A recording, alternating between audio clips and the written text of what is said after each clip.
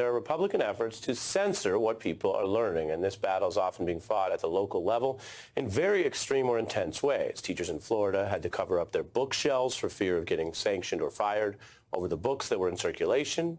There are attempted book limitations and even outright bans. In Georgia, a teacher can get fired for reading to her fifth grade students based on a complaint from a single parent.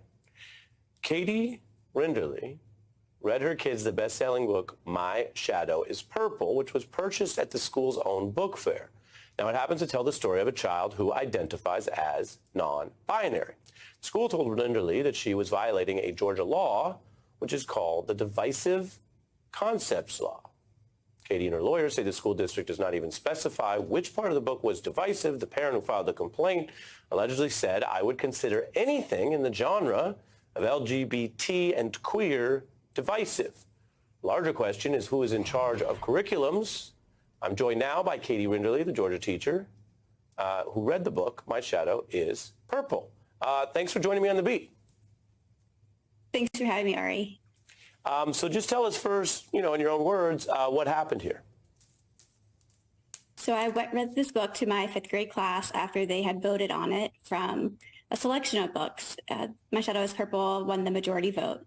And after reading it, students engaged in conversation about the book's message and really connected with messages they received. A few days later, I was called into my principal's office following a parent's complaint with an email stating that this topic was divisive. And that followed an investigation and where I was then placed on administrative leave and then placed up for termination with my district. So best as you understand it, it was a direct response to reading this book. Correct. Yes, the parents' email. Go ahead. The parents' email was originally sent to me as well. And then I was placed on administrative leave following an investigation from her complaint. And based on your knowledge of sort of your own school and workplace, do you feel like this has always been a big risk, or the recent climate as well as some of these recent laws are sort of upping the ante, making parents more aware that they could try to do this, or making the school more sensitive to, I guess, what they consider avoiding, quote, the divisive material, which in this case, people can judge for themselves, but sounds like one of many stories you could tell kids. Truly the only thing that's clear in all of this is that these laws are vague and very poorly written in a way that creates fear amongst teachers, causing them to self-censor, and then, yes, also allowing parents to inject their viewpoints into education.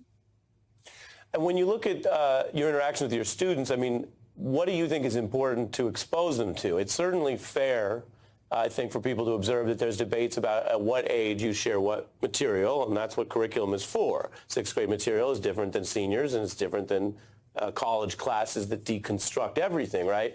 But was your experience that these kind of books are basically age appropriate, and that you felt as a teacher, based on your expertise, that it was a positive in the classroom, or what was your experience?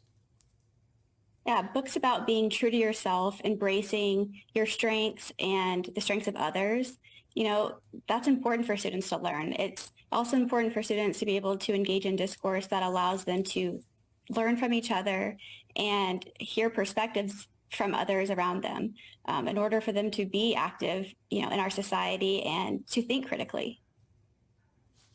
And do you feel that this is largely, we've reported on it, and there's more than one permutation, but a lot of these laws have been coming in southern states from Republicans in office. Has that been your experience, that this is coming from the right, or how do you view it? So, again, these laws are being enacted in our legislation and then enforced through the districts. So, again, the vagueness of these laws are truly what is chilling educators. And what's been the climate? Everybody knows about parent-teacher conferences or the role of teachers. I mean, do you feel in the recent era that it has somehow gotten worse, that more and more parents are on edge, or in your view, perhaps interfering? I mean, this parent obviously had their view, but took it up a notch. Or is it the opposite, that sometimes the national media is looking at one version of this, but perhaps many or the bulk of your parents seem fine, and this is sort of coming in the extreme pockets? I think it's definitely extreme to center the voices of a minority group of people where they're not engaging with the majority of the voices of parents and teachers and students.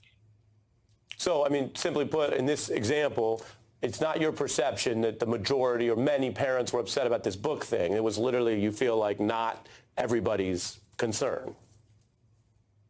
Absolutely. Yeah. This was, go ahead. This was, made for me to feel like it was this entire community. And then, it really is truly this complaint that was started from one parent.